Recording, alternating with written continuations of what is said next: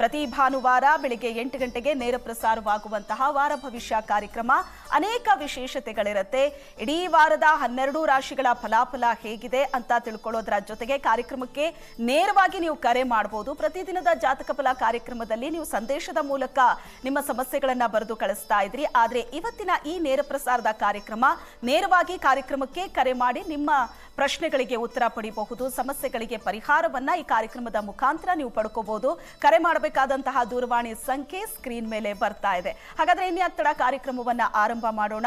ಇವತ್ತಿನ ಈ ವಿಶೇಷ ಕಾರ್ಯಕ್ರಮದಲ್ಲಿ ಎಲ್ಲಾ ಮಾಹಿತಿಯನ್ನ ನಿಮಗೆ ತಿಳಿಸ್ಕೊಡೋದಕ್ಕೆ ನಮ್ಮ ಜೊತೆ ಇದ್ದಾರೆ ಖ್ಯಾತ ಜ್ಯೋತಿಷಿಗಳಾದಂತಹ ಶ್ರೀಕಂಠ ಶಾಸ್ತ್ರಿಗಳು. ಶಾಸ್ತ್ರಿಗಳೇ ನಮಸ್ತೆ, ಕಾರ್ಯಕ್ರಮಕ್ಕೆ ಸ್ವಾಗತ. ನಮಸ್ಕಾರಗಳು ಶಾಸ್ತ್ರಿಗಳೇ. ಪ್ರತಿ ವಾರದ ವಾರ ಭವಿಷ್ಯ ಕಾರ್ಯಕ್ರಮವನ್ನ ಒಂದೊಳ್ಳೆ ಮಾತಿನೊಂದಿಗೆ ನಾವು ಆರಂಭ ಮಾಡ್ತೀವಿ. ಇವತ್ತು ನಮ್ಮ ವೀಕ್ಷಕರಿಗೆ ಯಾವ ಮಾತನ್ನ ತಿಳಿಸ್ಕೊಡ್ತಾ ಇದ್ದೀರಿ?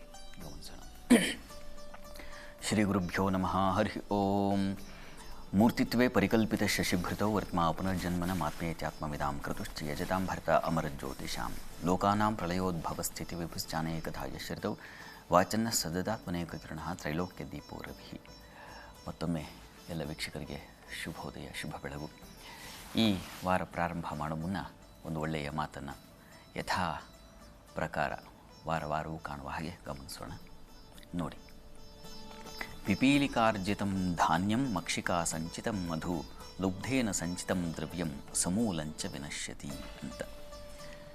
ಇರುವೆಗಳು ಕೂಡಿಟ್ಟಂತಹ ಕಾಳು, ಜೇನು ಸಂಗ್ರಹ ಅಂದರೆ ಜೇನು ನೊಣಗಳು ಸಂಗ್ರಹ ಮಾಡಿರತಕ್ಕಂತಹ ಜೇನು ಏನಿದೆ ಅದು, ಮತ್ತು ಈ ಲುಬ್ಧೇನ ಸಂಚಿತಂ ದ್ರವ್ಯಂ, ಕಷ್ಟಪಟ್ಟು ಏನೋ ಒಂದು ಕೂಡಿಟ್ಟಿರ್ತಕ್ಕಂತಹ ಹಣ, ಇವೆಲ್ಲವೂ ಖರ್ಚು ಮಾಡದೇ ಇದ್ದರೆ, ನೀವು ಅನುಭವಿಸದೇ ಇದ್ದರೆ ಮತ್ತೊಬ್ಬರ ಪಾಲೇ ಆಗತ್ತೆ ಅಂತ.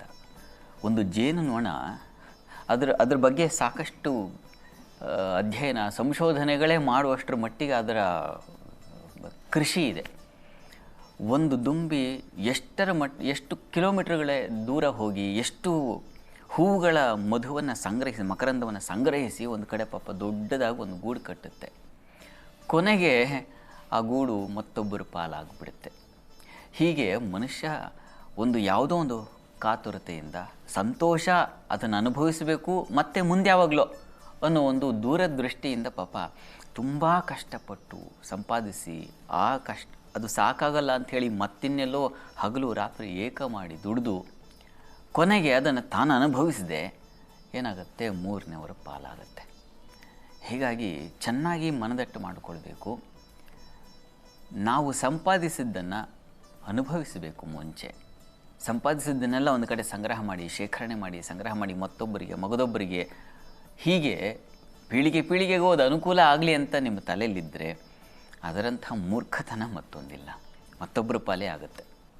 ಹೀಗಾಗಿ ಸಂಪಾದಿಸಬೇಕು, ಸಂಪಾದಿಸಿದ ಅನುಭವಿಸಬೇಕು. ಸ್ವಲ್ಪ ಮಟ್ಟಿಗೆ ದಾನ ಧರ್ಮ ಇವುಗಳನ್ನು ಮಾಡಬೇಕು. ಇಷ್ಟೇ. ಮನುಷ್ಯ ಎಲ್ಲಿ ಆನಂದವಾಗಿರ್ತಾನೆ ಅಂದರೆ ಒಂದು ದಾನದಲ್ಲಿ. ಕೊಟ್ಟಾಗ ಆಗುವ ಸಂತೋಷ ಇದೆಯಲ್ಲ, ಅದನ್ನು ಹೇಳೋಕ್ಕಾಗಲ್ಲ. ಅದು ಅನುಭವಿಸಿದವನಿಗೆ ಗೊತ್ತಿರುತ್ತೆ. ಈ ದಿವಸ ನಾನು ಇಂಥವರಿಗೆ ಒಂದು ಸಹಾಯ ಮಾಡಿದೆ, ಇಂಥವು ದಾನ ಮಾಡಿದೆ. ಆ ದಾನಕ್ಕೆ ಅದು ಧರ್ಮ ಸಂಚಿತವಾಗುತ್ತೆ. ಮತ್ತು ನಿಮ್ಮ ಆಪತ್ಕಾಲಕ್ಕೆ ಅದು ಸಹಾಯವಾಗುತ್ತೆ. ಸತ್ತಾಗ ಏನು ತಗೊಂಡು ಹೋಗ್ತೀವಿ ಅಂತಂದರೆ ಲೌಕಿಕವಾದ ಎಲ್ಲ ಸಂಪಾದನೆಗಳು ಬಿಟ್ಟು ಹೋಗುತ್ತೆ. ಆ ಧರ್ಮ ಸಂಚಯನ, ಆ ಬ್ಯಾಲೆನ್ಸ್ ಏನಿದೆ ಅದನ್ನು ಮಾತ್ರ ಕ್ಯಾರಿ ಮಾಡಲಿಕ್ಕಾಗತ್ತೆ. ಈ ದೃಷ್ಟಿಯಲ್ಲಿ ಒಂದು ದಾನ ಧರ್ಮ, ಮತ್ತೊಬ್ಬರಿಗೆ ಸಹಾಯ, ಸಂಪಾದಿಸಿದಲ್ಲಿ ಸ್ವಲ್ಪ ಪ್ರಮಾಣದಲ್ಲಿ ಎಲ್ಲವನ್ನ ಕೊಟ್ಟು ನಾವು ಬೀದಿಗೆ ಬರೋದು ಅಂತಲ್ಲ, ಸ್ವಲ್ಪ ನಾವು ಉಳಿದುಕೊಂಡು ಮತ್ತೊಬ್ಬರು ಮೇಲೆತ್ತುವ ಪ್ರಯತ್ನ ಮಾಡಿದ್ರೆ ತುಂಬ ಒಳ್ಳೆಯದು. ಆ ರೀತಿಯ ಒಂದು ಸುಭಾಷಿತ ಇದು ಸೂಚಿಸ್ತಾ ಇದೆ. ಅಂಥದ್ದೊಂದು ಪ್ರಯತ್ನ ಪಾಪ ಎಷ್ಟೋ ಜನ ಇಂಥ ಒಂದು ಸತ್ಕಾರ್ಯಗಳನ್ನು ಮಾಡ್ತಾ ಇದ್ದಾರೆ. ಅದನ್ನು ವಿಸ್ತರಿಸಿದ್ರೆ ತುಂಬ ಒಳ್ಳೆಯದು. ಅದು ಈ ಮಾತು. ಒಂದು ಸಣ್ಣ ಸಾಲು ಆದರೆ ಎಂಥ ಸಂದೇಶವನ್ನ ಕೊಡುತ್ತೆ ಅಂತ ಒಂದೊಳ್ಳೆ ಮಾತಿನೊಂದಿಗೆ ಇವತ್ತಿನ ಕಾರ್ಯಕ್ರಮ ಆರಂಭ ಮಾಡಿದ್ದೀವಿ. ಈಗ ಇಡೀ ವಾರದ ವಿಶೇಷತೆ, ಮುಂದಿನ ಭಾನುವಾರದ ತನಕ ಏನೆಲ್ಲ ವಿಶೇಷತೆ ಇದೆ? ಈ ವಾರದಿಂದಲೇ ಪ್ರಾರಂಭ ಆಗುತ್ತೆ, ಈ ದಿವಸದಿಂದ ಪ್ರಾರಂಭ ಆಗುತ್ತೆ. ಭಾನುವಾರ ನಾವು ಉತ್ಥಾನ ದ್ವಾದಶಿ ಪ್ರವೇಶ ಮಾಡ್ತೀವಿ ಮತ್ತು ಮಹಾ ಫಲದಾಯಕನಾಗಿರ್ತಕ್ಕಂಥ ಶುಕ್ರನ ಪರಿವರ್ತನೆಯನ್ನು ಕಾಣ್ತೀವಿ. ಇಷ್ಟು ದಿವಸ ಪಾಪ ನೀಚ ಸ್ಥಾನದಲ್ಲಿದ್ದಂತಹ ಶುಕ್ರ ಈಗ ಸ್ವಕ್ಷೇತ್ರಕ್ಕೆ ಬಂದುಬಿಡ್ತಾನೆ. ತುಂಬ ಚೆನ್ನಾಗಿದೆ, ತುಂಬ ಚೆನ್ನಾಗಿದೆ. ಅದಾದಮೇಲೆ ನಾವು ಕಾಣ್ತಕ್ಕಂಥದ್ದು ವೈಕುಂಠ ಚತುರ್ದಶಿ, ಹರಿಹರರ ಸಂಗಮ ಸ್ಥಾನ ಅದು ವೈಕುಂಠ ಚತುರ್ದಶಿ. ಆ ದಿವಸ ಜಾತಕ ಫಲ ತಪ್ಪದೆ ನೋಡಿ ಒಂದು ವಿಶೇಷವಾದ ಕಥೆಯನ್ನು ಕಾಣ್ತೀರಾ ನೀವು, ಆ ದಿವಸ ಕೇಳಬಹುದು. ಇನ್ನು ಕಾರ್ತಿಕ ಪೌರ್ಣಮಿ, ಅದು ಬುಧವಾರದ ದಿವಸ, ತುಂಬ ವಿಶೇಷವಾದ ಒಂದು ದಿವಸ. ಕಾರ್ತಿಕ ಪೌರ್ಣಮಿ ದಿವಸ ನಾವು ಚಂದ್ರ ದರ್ಶನ ಮಾಡಬೇಕು, ಚಂದ್ರನನ್ನು ಮನಸ್ಸಿಗೆ ತಂದುಕೊಳ್ಬೇಕು, ಅವನ ಮನಸ್ಸಿನ ಅಧಿಪತಿ, ನಾವು ಅವನ ಕಣ್ಮನಗಳಿಗೆ ತುಂಬಿಕೊಳ್ಬೇಕು ಅಂಥ ದಿವಸ.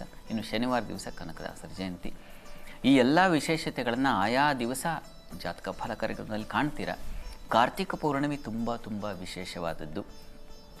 ನಾವು ತಿರುವಣ್ಣಾಮಲೈನಲ್ಲಿ ನೋಡಿಬಿಟ್ರೆ ಆ ದಿವಸ ಆ ಪರಿಕ್ರಮಕ್ಕೆ ಲಕ್ಷಾಂತರ ಮಂದಿ ಸೇರಿರ್ತಾರೆ. ಯಾಕೆ ಅಂದರೆ ಅದು ಅಂತಹ ಒಂದು ಪವಿತ್ರ ಕ್ಷೇತ್ರ. ಆ ದಿವಸದಲ್ಲಿ ಆ ಅರುಣಾಚಲೇಶ್ವರನ ದರ್ಶನ ಮಾಡಿದ್ರೆ ಅದು ಮಹಾ ಅತಿಶಯವಾದ ಪುಣ್ಯವನ್ನು ತಂದುಕೊಡುತ್ತೆ ಅನ್ನೋ ಒಂದು ನಂಬಿಕೆ ಇದೆ. ನಾವು ಆ ದಿವಸ ಎಲ್ಲ ವಿವರವಾಗಿ ನೋಡೋಣ. ಈ ದಿವಸ ನಾವು ಪ್ರಧಾನವಾಗಿ ಗುರುತಿಸ್ತಕ್ಕಂಥದ್ದು ಶುಕ್ರನ ಒಂದು ಸಂಕ್ರಮಣ. ನಮ್ಮ ಈ ವಾರ ಭವಿಷ್ಯ ವೀಕ್ಷಕರಿಗೆ ಗ್ರಹಗಳು ಬಲಿಷ್ಠರಾಗಿರಬೇಕು, ಆಗ ಅವರಿಗೆ ಒಳ್ಳೆಯ ಸಮೃದ್ಧವಾದ ಫಲ ಕಾಣಲಿಕ್ಕೆ ಸಾಧ್ಯವಾಗುತ್ತೆ. ಅದು ಶುಕ್ರನಿಂದ ಈ ದಿವಸ ಏರ್ಪಾಡಾಗುತ್ತೆ. ಇಷ್ಟು ದಿವಸ ಶುಕ್ರ ಇಲ್ಲ ಅಂದರೆ ಮಂಗಳಕರ ವಾತಾವರಣವೇ ಇರೋದಿಲ್ಲ. ಶಾಸ್ತ್ರಕಾರರು ಒಂದು ಪಟ್ಟಿ ಕೊಡ್ತಾರೆ ಶುಕ್ರನ ಆ ವೈಭವ ಏನು ಅಂತಂದರೆ, ಸಂಪದ್ವಾಹನ ವಸ್ತ್ರಭೂಷಣಾನಿ ನಿಧಿ ದ್ರವ್ಯಾಣಿ ತೌರ್ಯತ್ರಿಕಂ ಭಾರ್ಯಾ ಸೌಖ್ಯ ಸುಗಂಧ ಪುಷ್ಪ ಮದನ ವ್ಯಾಪಾರ ಶಯ್ಯಾಲಯಾನ್ ಶ್ರೀಮತ್ವಂ ಕವಿತಾ ಸುಖಂ ಬಹುವಧೂ ಸಂಗಂ ವಿಲಾಸಂ ಮದಂ ಸಾಚಿವ್ಯಂ ಸರಸೋಕ್ತಿ ಮಾಹ ಭ್ರೂಜಾ ಉದ್ವಾಹ ಕಾರ್ಯೋತ್ಸವಂ. ಇಷ್ಟು ದೊಡ್ಡ ಪಟ್ಟಿ ಕೊಡ್ತಾರೆ ಶುಕ್ರನಿಂದ ಏನೇನು ಆಗುತ್ತೆ ಅಂತ. ಸಂಪದ್ವಾಹನ ವಸ್ತ್ರಭೂಷಣ ನಿಧಿ ದ್ರವ್ಯಾಣಿ ತೌರ್ಯತ್ರಿಕಂ ಭಾರ್ಯಾ ಸೌಖ್ಯ ಸುಗಂಧ ಪುಷ್ಪ ಮದನ ವ್ಯಾಪಾರ ಶಯ್ಯಾಲಯಾನ. ನೀವು ವ್ಯಾಪಾರಿಗಳ ಹೂವು ಮಾರ್ತಾಯಿದ್ದೀರಾ, ಹಣ್ಣು ಮಾರ್ತಾಯಿದ್ದೀರಾ, ಸುಗಂಧ ಪರಿಮಳ ದ್ರವ್ಯಗಳನ್ನು ಮಾಡ್ತಾಯಿದ್ದೀರಾ. ಸಂಪತ್ತು, ವಾಹನ, ವಸ್ತ್ರ ಇವುಗಳಿಗೆಲ್ಲ ಶುಕ್ರನೇ ಅಧಿಪತಿ. ಭಾರ್ಯಾ ಸೌಖ್ಯ ಸುಗಂಧ ಪುಷ್ಪ ಮದನ ವ್ಯಾಪಾರ. ಗಂಡ ಹೆಂಡತಿ ಸುಖವಾಗಿರಬೇಕು ಅಂದರೂ ಶುಕ್ರನ ಅನುಗ್ರಹ ಇರಬೇಕು. ಸಾಚಿವ್ಯಂ ಸರಸೋಕ್ತಿ ಮಾಹ ಭೃಗುಜ. ಒಂದು ಸಾಚಿವ್ಯ ಅಂತಂದರೆ ಸಚಿವ ಸ್ಥಾನ ಬರತಕ್ಕಂಥದ್ದು. ನೀವು ಯಾವ್ಯಾವ ರಂಗದಲ್ಲಿದ್ದರೋ ಅಲ್ಲಿ ಒಂದು ಬಲ ಬರತಕ್ಕಂಥದ್ದು. ಸರಸೋಕ್ತಿಗಳು ನೋಡಿ, ಸಂತೋಷ ಶುಕ್ರನಿಂದಾಗಿ ಬಂದಾಗ ಒಂದು ಸರಸ ಸಲ್ಲಾಪಗಳು ಮನಸ್ಸಿಗೆ ತಣಿತಕ್ಕಂಥದ್ದು, ಕಾವ್ಯ ಇಂಥವುಗಳ ಆನಂದವನ್ನು ಕಾಣಲಿಕ್ಕೆ ಸಾಧ್ಯ ಆಗುತ್ತೆ. ಇದನ್ನೆಲ್ಲ ಶುಕ್ರ ತಂದು ಕೊಡ್ತಾನೆ. ಈ ದಿವಸದಿಂದ ಅವನು ತನ್ನ ಸ್ವಕ್ಷೇತ್ರಕ್ಕೆ ಬರ್ತಾ ಇದ್ದಾನೆ. ಮೂಲ ತ್ರಿಕೋಣ ಸ್ಥಾನವೂ ಹೌದು.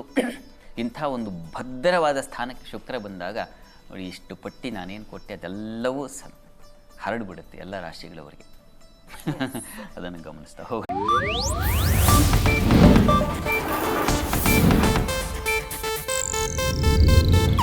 ಇದು ಏಷ್ಯಾನೆಟ್ ನ್ಯೂಸ್ ನೆಟ್ವರ್ಕ್ ಪ್ರಸ್ತುತಿ.